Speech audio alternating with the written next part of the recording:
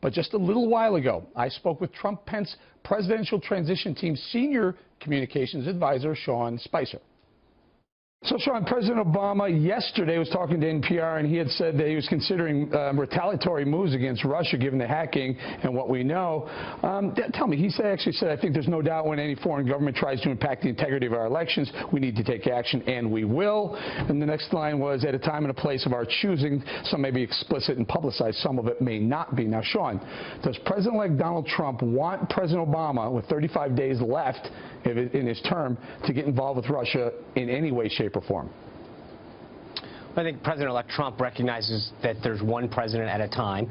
President Obama has 30-some-odd days left in his term, and on January 20th, this country will have a new president. Real change will come.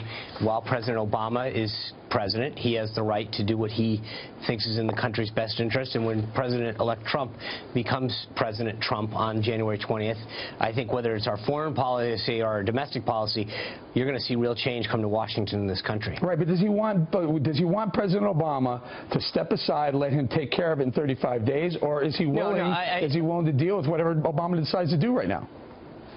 Well, I think the problem that we have right now, Eric, is this, that we hear a lot of sources that say the following happened or didn't happen.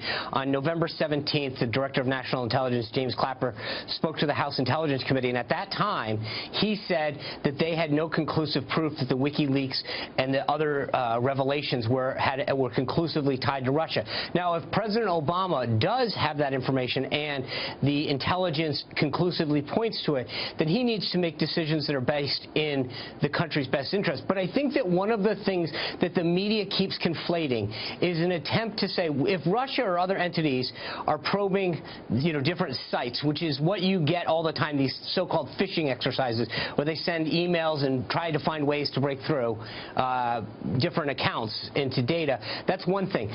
But there is zero proof that they had any impact on the election in terms of the outcome. And I think that what's happening now is an attempt by folks on the left and some folks in the media, frankly, to delegitimize the huge win that Donald Trump had. And I think that it's sad because if you think about where we were 38 days ago prior to the election, it was the administration and others in the media saying that we need to have absolute integrity in our election, and anyone who questions it should be, shouldn't be taken seriously because we have so many voting systems. There's no way that you could compromise the integrity of our election. So I find it curious that President Obama today said that, yeah, he knew that we had intel that they were hacking, yet he chose yesterday to say, in his words, we will take action.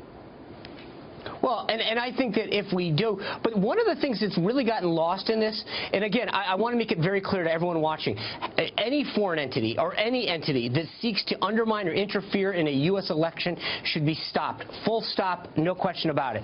But if you look at what happened, it was Hillary Clinton who had a secret server that wasn't in accordance with government regulations. It was the DNC that didn't keep up with their technology security measures that's been reported. It was John Podesta and Hillary Clinton, and Jennifer Palmieri, and Nina Teerden and David Brock that wrote the things that got out. And it was the mainstream media that covered it. This is not Donald Trump's fault. This is not the Republicans' fault. They brought this scandal to their doorstep, and now they are trying to do everything they can to deflect from what they brought to themselves.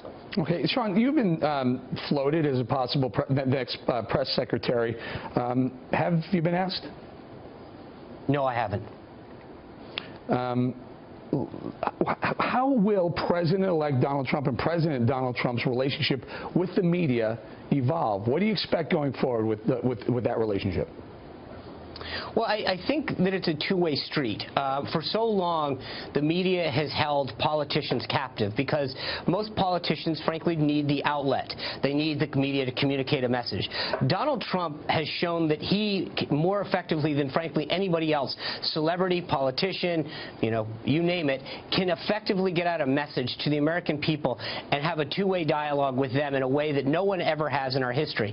And I think that it scares the media, frankly. Now, he understands believes that a media is a very healthy part of our democracy. They need to be part of the process.